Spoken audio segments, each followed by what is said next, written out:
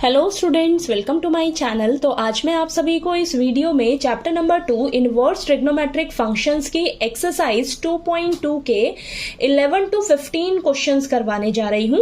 तो पिछली वीडियोस में मैंने 1 to 5 क्वेश्चंस एक वीडियो में करवाया है और 6 to 10 क्वेश्चंस मैंने नेक्स्ट वीडियो में करवाया है और इस वीडियो में मैं आपको 11 to 15 क्वेश्चंस करवाऊंगी।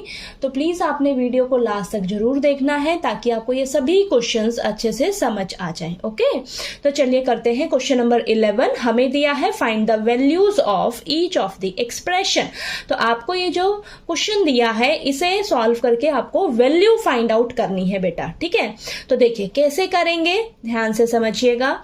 यहां पर बच्चों से गलती क्या हो सकती है, यहां पर आपको क्वेश्चन दे रखा है tan इनवर्स tan 3π/4 ये दिया है। ठीक है, तो गलती क्या हो सकती है बच्चों से, tan इनवर्स और tan आपस में कैंसिल कर दोगे तो आंसर आपको क्या मिलेगा 3π/4। ये रॉन्ग आंसर होगा, ये रॉन्ग होगा बेटा। क्यों? क्योंकि आपको सबसे पहले सभी फंक्शंस की रेंज मालूम होनी चाहिए। ठीक है, अब सबसे पहले आपने चेक करना है जरूर कि क्या मेरा 3π/4 tan इनवर्स के रेंज में लाई करता है। अगर लाई करेगा तभी तो ये इसका वैल्यू होगा, लाई ही नहीं करेगा तो ये इसकी वैल्यू थोड़ी ना होगी। ठीक है ना, तो यहां पर आपने मिस्टेक नहीं करनी। ठीक, तो सबसे पहले आपने साइड में चेक कर लेना है 3π/4 आपको क्या मिलता है। देखिए 3 × 180 डिग्री अपॉन 4 कैंसिल करोगे तो आपको 135 डिग्री मिलेगा। ओके, यानी कि 3π/4 का मतलब है 135 डिग्री। अब 135 डिग्री tan इनवर्स के रेंज हमें मालूम है -90 डिग्री से लेकर 90 डिग्री। ठीक है, इन दोनों के बीच में लाई ये नहीं करता है, नहीं करता है। तो ऐसे देखिए ये आपने मेंशन कर देना है, ये जो है इन दोनों की रेंज में लाई नहीं कर रहा है, नहीं कर रहा है। तो अब इस क्वेश्चन को कैसे करेंगे, हम कैसे करेंगे, ध्यान से देखिए। आपने रफ में ही अब इसको बनाना है किसी तरह। क्या बनाएंगे, यहाँ पर 135 डिग्री को हम लिख क्या सकते हैं, किस तरीके से और लिख सकते हैं, हम लिख सकते हैं 180 डिग्री -45 डिग्री किसके इक्वल होता है, 135 डिग्री के इक्वल ही तो होता है। ठीक है, अब 180 डिग्री को लिखा जाता है पाई और ये माइनस का sine as it is. 45 degree को लिखा जाता है π/4 इज इक्वल टू 135 डिग्री को क्या लिखते हैं हम 3π/4। ये तो अभी हमने करा है ना सॉल्व। ठीक है, तो इसको हम ये लिखते हैं, यानी कि इसको जब आप सॉल्व करोगे तो आपको 3π/4 ही मिलेगा। तो यानी कि 3π/4 की जगह आप ये लिख सकते हो बेटा। ठीक है, तो हम क्या करेंगे 3π/4 की जगह लिख सकते हैं पाई -π/4। बाकी सभी को एज इट इज रखिए। ठीक है, 3π/4 की जगह हमने ये लिख दिया। ठीक है, इसको सॉल्व करके आपको यही मिलेगा वापस। ओके, अब यहां से हम क्या करेंगे, यहां से देखिए इसका मतलब है tan 180 डिग्री -π/4। ठीक है, 45 डिग्री। तो अब यहां पर आपको ट्रिग्नोमेट्री क्वाड्रेंट मालूम होने चाहिए कि first quadrant, second quadrant, third quadrant, fourth quadrant में कौन से ट्रिग्नोमेट्रिक फंक्शन आपके पॉजिटिव होते हैं, कौन से नेगेटिव होते हैं। एक तो यहां पर देखिए 180 डिग्री है तो ट्रिग्नोमेट्रिक फंक्शन का नेम तो चेंज नहीं होने वाला। ठीक है, लेकिन आपने प्लस माइनस का ध्यान देना है। अब 180 डिग्री में से आप कुछ भी माइनस करोगे तो आप ना सेकेंड क्वाड्रेंट में पहुंच जाओगे। ठीक है, सेकंड क्वाड्रेंट में याद रखना आपका साइन थीटा और कोसिकेंट थीटा सिर्फ पॉजिटिव होता है, उसके अलावा बाकी सभी ट्रिग्नोमेट्रिक फंक्शंस आपके नेगेटिव के होंगे। ठीक है, तो यानी कि आपको यहां से जो आंसर मिलेगा ये नेगेटिव का मिलेगा बेटा। ये माइनस साइन कैसे मैंने लिखा है, समझ आया ना। ठीक है, अब देखिए, अब यहां पर देखिए बाहर tan इनवर्स है, अंदर tan है, ये दोनों कैंसिल हो जाएगा। कैंसिल होके हमें क्या आंसर मिलेगा, माइनस का π/4। ठीक है, -π/4। ओके, अब -π/4 का मतलब है माइनस का 45 डिग्री, -45 डिग्री इन दोनों के बीच में लाई करता है। तो ये इस क्वेश्चन की वैल्यू हो जाएगी। ठीक है, समझ आया आपको ये क्वेश्चन। ठीक है, तो आपने ये छोटे छोटे कंसेप्ट जो है वो ध्यान में रखने हैं। सबसे पहली चीज तो आपको चेक करना है कि क्या मेरा ये जो वैल्यू आएगा ये लाई करेगा इन दोनों के बीच में। नहीं करता है तो आपको इसे बनाना है किसी तरह। ठीक है, तो हमारे पास ये आया।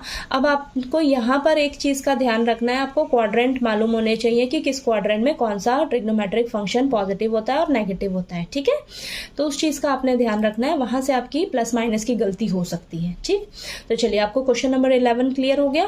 अब नेक्स्ट क्वेश्चन नंबर 12 कर लेते हैं हम। ठीक है, अब क्वेश्चन नंबर 12 में हमें दिया है find the values of each of the expression. तो देखिए बेटा, आपको ये एक्सप्रेशन दिया है tan bracket sine inverse 3/5 plus cot inverse 3/2। तो इसे सॉल्व करके हमें वैल्यू फाइंड आउट करनी है। ठीक है, कैसे करेंगे ध्यान से समझिएगा।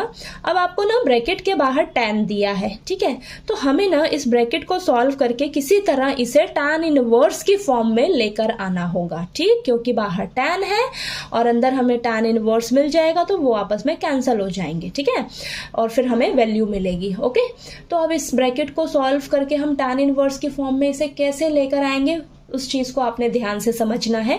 तो देखिए, यहाँ पर साइन इनवर्स और कॉट इनवर्स का तो कोई फॉर्मूला आपस में बनता नहीं है। ठीक है, नहीं बनता ना, तो अब हम ना इसे अलग अलग सॉल्व करेंगे बेटा। ठीक है, अलग अलग सॉल्व करेंगे और मेरा मेन मकसद यहाँ पर पता है क्या होगा, यहाँ पर ना मैं tan inverse x plus tan inverse y वाला फॉर्मूला अप्लाई कर सकती हूँ। ठीक है, यानी कि इसको अलग से सॉल्व करके आपको tan इनवर्स में जाना होगा और इसको अलग से सॉल्व करके आपको tan इनवर्स की फॉर्म में जाना होगा। ठीक है, अब हम इस फंक्शन को tan इनवर्स की फॉर्म में कैसे चेंज कर सकते हैं। देखिए, आपको उसके लिए ध्यान से समझना होगा। आपको क्या दे रखा है, साइन इनवर्स 3/5। ठीक है, आपने क्या कर लेना है, इसको ना x के इक्वल लेट कर लेना है। ठीक है, x के इक्वल लेट किया, अब साइन इनवर्स इस तरफ जाके साइन बन जाएगा। ठीक है, तो आपके पास क्या आ जाएगा, 3/5 as it is equal to sine inverse इधर जाकर क्या हो जाएगा, साइन x। ठीक है, यानी कि साइन x की वैल्यू क्या आ गई आपके पास, 3/5। ठीक है, अब हमें पता है, देखिए ये PBP यानी कि पीले बेटा पीले हर हर बोल के। ठीक है, P/H किसका रेशियो होता है, साइन थीटा का रेशियो होता है। ठीक है, B/H कॉस थीटा का रेशियो होता है, P/B टैन थीटा का रेशियो होता है। तो यानी कि साइन x का हमें वैल्यू क्या दे रखा है, 3/5, रेशियो दे रखी है ये 3/5, और 3/5 का मतलब है ये 3 मेरा परपेंडिकुलर है, 5 मेरा हाइपोटेन्यूज है, क्योंकि साइन थीटा की रेशियो क्या होती है, P/H। ठीक है, ये तो आपको मालूम ही है। तो P और H आपको दे रखा है, हमें tan की फॉर्म में जाना है। तो tan की रेशियो क्या होती है, P/B, यानी कि परपेंडिकुलर अपॉन बेस। परपेंडिकुलर तो मुझे मालूम है लेकिन बेस नहीं मालूम, तो मैं यहां से बेस मालूम करूंगी। ठीक है, हाइपोटेन्यूज, देखिए पाइथागोरस थ्योरम लगाया, हाइपोटेन्यूज का square is equal to perpendicular square plus base square. Hypotenuse मालूम है, परपेंडिकुलर मालूम है, वैल्यू रखिए, हम यहां से बेस निकालने का कोशिश करेंगे। तो बेस सॉल्व करके हमारे पास आ जाएगा 4।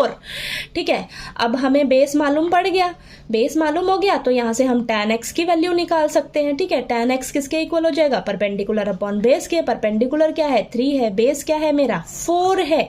ठीक है, इतना मालूम हो गया। ठीक है, यानी कि tan x की वैल्यू क्या आ गई आपके पास, 3/4। तो यहां से आप x की वैल्यू निकाल लीजिए बेटा। x की वैल्यू क्या आ जाएगी, tan इस तरफ जाएगा तो tan इनवर्स हो जाएगा, tan इनवर्स 3/4। तो x की वैल्यू आपके पास आ गई ना, x की वैल्यू tan इनवर्स की फॉर्म में आ गई। ठीक है, और x को आपने यही माना था ना, ये माना था, यानी कि इसकी वैल्यू आपकी क्या आ गई, tan इनवर्स की फॉर्म में आ गई। ठीक है, तो ये स्टेप्स आपने ध्यान रखने हैं। अब सेम इसी तरह हम कॉट इनवर्स को चेंज करेंगे, कॉट इनवर्स 3/2 को tan इनवर्स की फॉर्म में।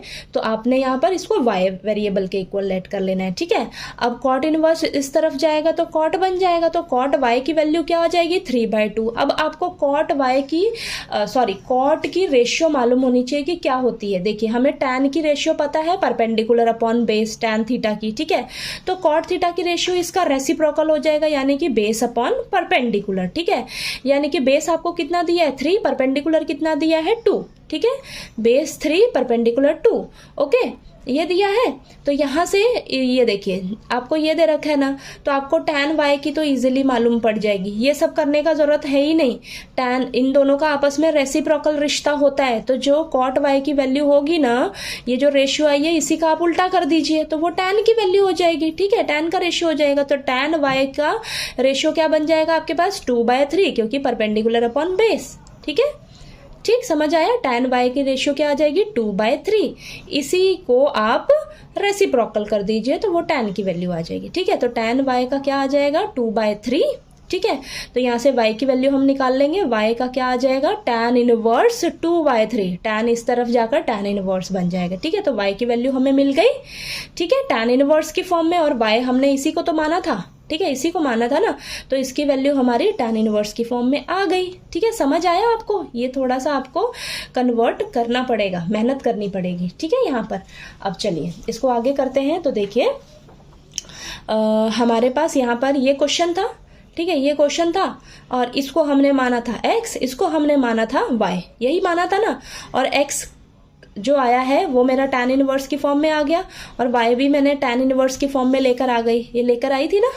ठीक है, तो यहाँ पर हमने ये वैल्यूज रख दी हैं। ठीक है, रख दी हैं। अब इसको हम सॉल्व करेंगे। ठीक है, तो यहाँ पर देखिए ये आपका फॉर्मूला किसका बन जाएगा, tan inverse x plus tan inverse y। ये देखिए ये इसका फॉर्मूला किसके इक्वल होता है, tan inverse x plus Y upon 1 minus X Y. तो यहाँ पर मेरा x क्या है 3/4, y क्या है मेरा 2/3, इस फॉर्मूले के अकॉर्डिंग, इस फॉर्मूले के अकॉर्डिंग। ठीक है, तो यहाँ पर चलिए करते हैं, tan एज इट इज बाहर, bracket tan inverse 3/4 plus 2/3 upon 1 minus 3/4 into 2/3। तो ये फॉर्मूला हमने यहाँ पर अप्लाई किया है। ठीक है, अब इसको सॉल्व कर लेते हैं। तो देखिए सॉल्व करिए, tan ब्रैकेट tan इनवर्स, तो यहाँ पर एलसीएम ले लीजिए, 12 आ जाएगा।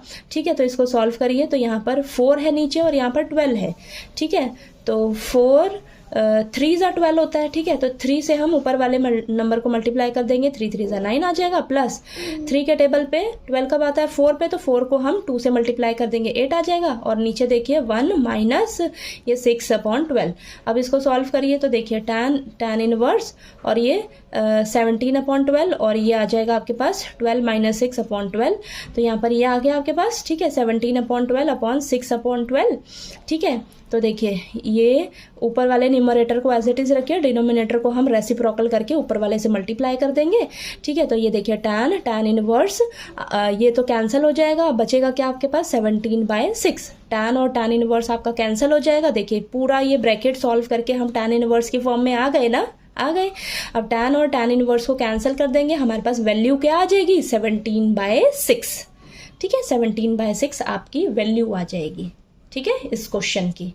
ठीक है, तो देखिए ये थोड़ा सा क्वेश्चन लेंथी जरूर था, लेकिन इजी है। अगर आप क्वेश्चन को ध्यान से समझोगे तो आपको कन्वर्ट करने आना चाहिए। ठीक है, तो चलिए आपको ये क्वेश्चन जो है वो अच्छे से समझ आ गया होगा। अब हम नेक्स्ट जो है वो 13 क्वेश्चन कर लेते हैं। ठीक है, अब क्वेश्चन नंबर 13 में हमें दिया है find the value of each of the expression. तो देखिए बेटा आपको ये एक्सप्रेशन दे रखा है, इसको सॉल्व करके आपको वैल्यू फाइंड आउट करनी है। और आपको ना ये 4 ऑप्शंस दे रखे हैं, इन चारों ऑप्शन में से आपका कोई एक ऑप्शन जो है वो करेक्ट ऑप्शन है। ठीक है, तो चलिए करते हैं। देखिए इन क्वेश्चंस को आपको ध्यान से समझना है।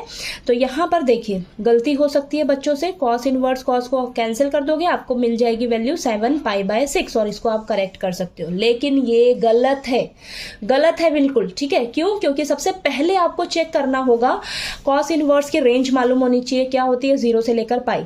ठीक है, अब ये जो आपके पास 7π/6 वैल्यू निकल कर आएगी, क्या इस रेंज में लाई करेगी? नहीं लाई करेगी, नहीं करेगी। देखिए इसको सॉल्व करके 7π/6 को जब आप सॉल्व करोगे ना बेटा, सॉल्व करके आपके पास आएगा 210 आया।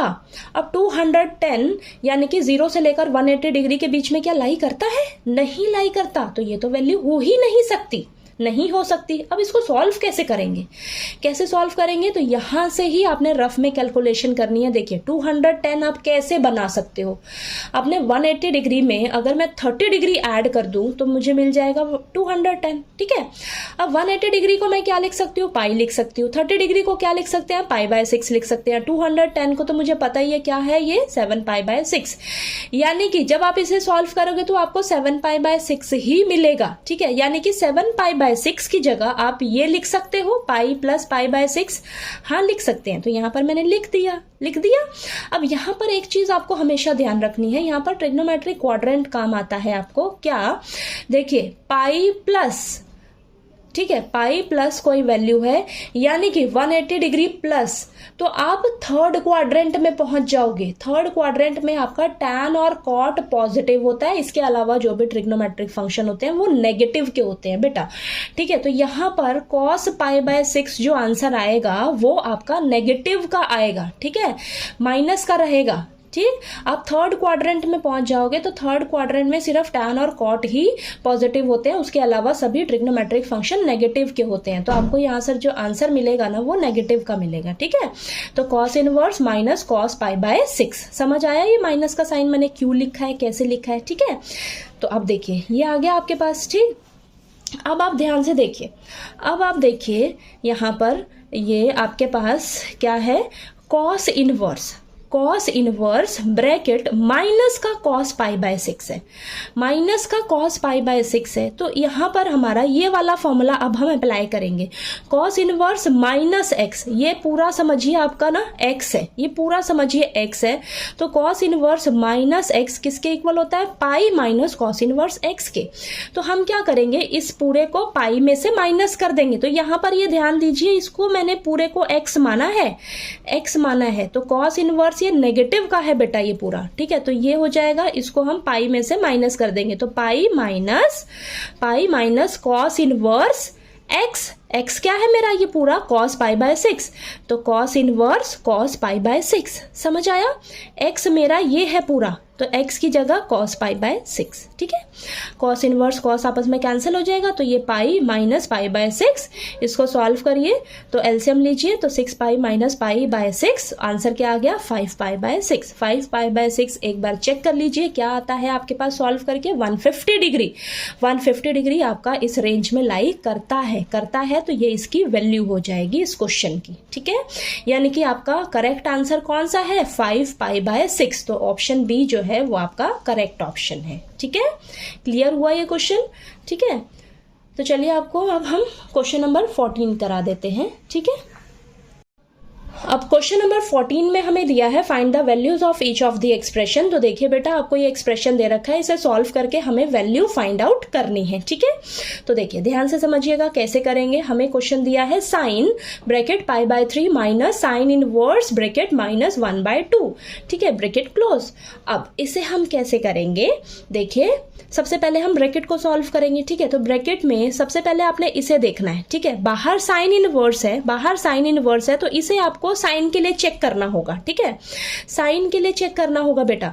तो हमें पता है जो 1/2 है वो किसकी वैल्यू होती है, साइन पाई बाय 6 की वैल्यू होती है। ठीक है, तो 1/2 की जगह हम लिखेंगे साइन पाई बाय 6, और ये माइनस का साइन एज इट इज रखिएगा अभी, और बाकी सभी को आपने एज इट इज रखना है। ठीक है, एज इट इज लिख देना है, और ये माइनस का साइन एज इट इज 1/2 की जगह हम लिख लेंगे sine pi by 6। Sine pi by 6 की वैल्यू होती है 1/2। ओके, इतना क्लियर हुआ?